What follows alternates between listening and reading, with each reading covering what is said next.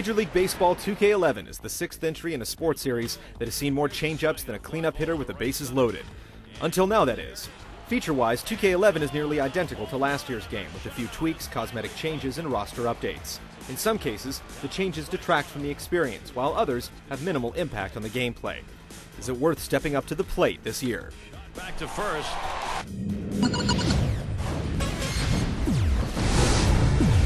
Swing and a ball hit high in the air, deep into right center field. And bye-bye, that's a two-run homer. There are no new play modes in MLB 2K11, so your choices are identical to last year's game. Those who favor role-playing-like character progression in their sports games will enjoy My Player mode, which has you beginning a career in the minors and trying to build up your stats and abilities for a chance to be promoted to the bigs. Unfortunately, this mode comes up a bit short when compared to its competition. You aren't technically graded on your overall performance in a particular game, but rather on how well you complete specific goals, in ways that often fail to make sense. As a relief pitcher, for example, you might be asked to get a fly ball out. If you get a strikeout, you'll lose out on the bonus points, even though you've accomplished something arguably better. There's also a penalty for choosing your favorite team if it happens to be loaded with talent, since you'll have to work that much harder to replace someone with all-star caliber credentials. That'll be off the green monster out there in left. Where My Player mode suffers from a few missteps, MLB Today fires on all cylinders, provided you have an active Xbox Live subscription for real-time updates. Each day you play during the season, the game will automatically update the rosters, dynamic player ratings, stat overlays, and commentary to reflect the previous day's events. As a result, you'll feel more like an active participant in the season than you ever have. For those more interested in the franchise mode, there are still some problems to report.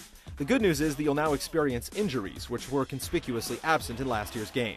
The bad news is that fatigue doesn't carry over from game to game, which takes away a big part of the management and strategy associated with running a ball club. Simulated stats, on the whole, are believable and don't seem to take into account the fatigue issue, so this problem is mainly for those who like to play each game.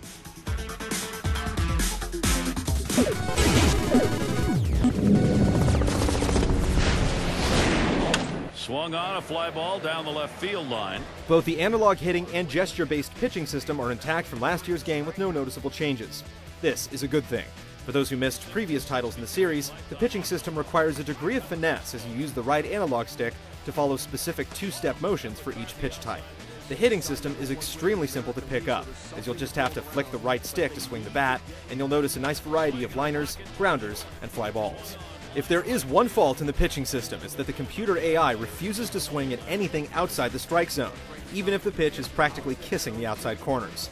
Perhaps this was done to make the $1 million contest, where players attempt to be the first to pitch a perfect game, more challenging than an MLB 2K10. On the flip side, it does ratchet up the intensity of the batter-pitcher matchup, since you'll focus on executing perfect pitches. Got him. That is strikeout number 12. Defense now includes a horizontal throwing meter, which has you holding down a button until a line hits a green sweet spot, but tracking down fly balls is often pretty difficult. A large gray circle appears on the field to give you an indication of where a fly ball will land, but you also have to look for a small yellow circle within the area for the precise point to make the catch. This can be difficult to see on some camera angles. Liner towards the gap in left field. While the gameplay is mostly unchanged from last year, the computer AI plays a solid competitive game, though not without a few quirks here and there. Fielders occasionally make the wrong throws to bases, sometimes an unearned run is charged as earned, and the computer occasionally mismanages its bullpen. Situational awareness could certainly use some improvement. Computer athletes do make regular errors, however, which was something that didn't occur in 2K10. And he made it safe at third.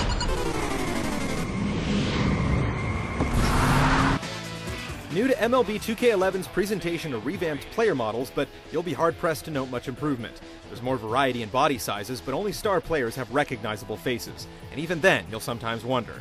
Blank, expressionless stares, strange skin tones, and weird animations are distracting during close-up views. This is disappointing mainly because the rest of the presentation is very much on point. Once again, the commentary by Gary Thorne, Steve Phillips, and John Kruk surpasses most television broadcasts. Instead of using generic observations that could apply to anyone, they talk specifically about individual athletes, their past performances, and even their tendencies against the team they're playing against. He has to throw strike one with that fastball, though, to make his secondary pitches effective. Hitters will chase if he gets ahead in the count.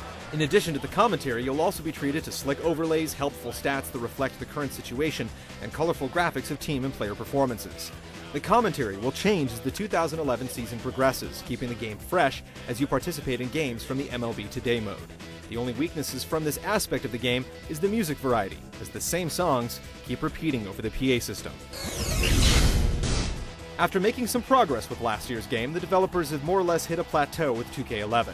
There's still some sloppiness, though the strengths of the MLB Today mode and the wonderful commentary will almost make you forgive some of the faults. Last year's biggest problems, the graphics and glitches, still plague this year's installment, which is a letdown for a series that seemed to be on the cusp of becoming something more than just an alternative to MLB The Show. And Polanco gets to it.